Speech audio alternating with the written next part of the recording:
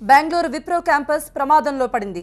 Campus పై విషపూరిత గ్యాస్తో దాడి చేస్తామని హెచ్చరించారు. ఈ నెల 25లోగా 500 కోట్ల రూపాయలు ఇవ్వాలని ఓ మెయిల్ పంపించారు దుండగులు. అటు ఈ కేసులో రంగంలోకి దిగిన సైబర్ క్రైమ్ పోలీసులు కేసును అన్ని కోణాల్లోనూ దర్యాప్తు చేస్తున్నారు.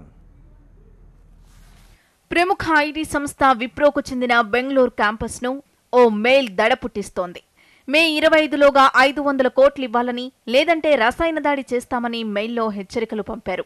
బెంగళూరు ఐటీ క్యాంపస్లకు తరచూ బెదిరింపు లెటర్లు, మెయిల్స్ వచ్చినప్పటికీ ఈసారి ఏకంగా దాడి ఏ రూపంలో చేస్తాం, ఎలా చేస్తామో వెయిటింగ్ వివరించడంతో ఐటీ సిటీ ఉలిక్కి పడుతోంది. గుర్తు తెలియని వ్యక్తుల ఈమెయిల్ నుంచి ఈ సందేశం వచ్చింది. మే 25లోగా డిజిటల్ కరెన్సీ ద్వారా 500 కోట్లు పంపాలని డెడ్లైన్ పెట్టారు. లేదంటే విప్రో క్యాంపస్లోకి విషపూరిత గ్యాస్ పంపిస్తామని హెచ్చరించారు. దీంతో విప్రో యాజమాన్యం సైబర్ క్రైమ్ పోలీసుల్ని ఆశ్రయించింది. ఈ మేరకు పోలీసులు కేసు నమోదు చేసుకుని దర్యాప్తు చేస్తున్నారు. రమేష్ అనే వ్యక్తి పేరుతో ఈమెయిల్ వచ్చిందని పోలీసులు దర్యాప్తులో తేలింది.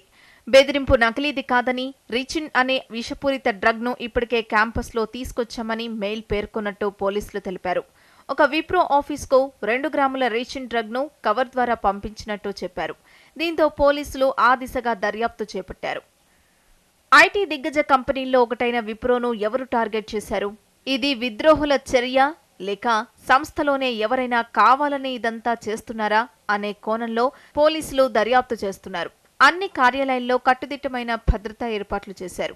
కంపెనీ కార్యకలాపాలకు ఎలాంటి ఆటంకం ఉండదని సంస్థ ఉద్యోగులకు భరోసా ఇచ్చింది. 2013లోనూ బెంగళూరు విప్రో క్యాంపస్కు ఇలాంటిదే వార్నింగ్ లెటర్ వచ్చినట్లు యాజమాన్యం పోలీసులకు సమాచారం ఇచ్చింది. అప్పట్లో అది ఫేక్ అని తేలింది. అయితే ఈసారి దుండగులు మెయిల్ ద్వారా వార్నింగ్ ఇవ్వడంతో ముందస్తు జాగ్రత్తగా అన్ని చర్యలు తీసుకుంటున్నారు.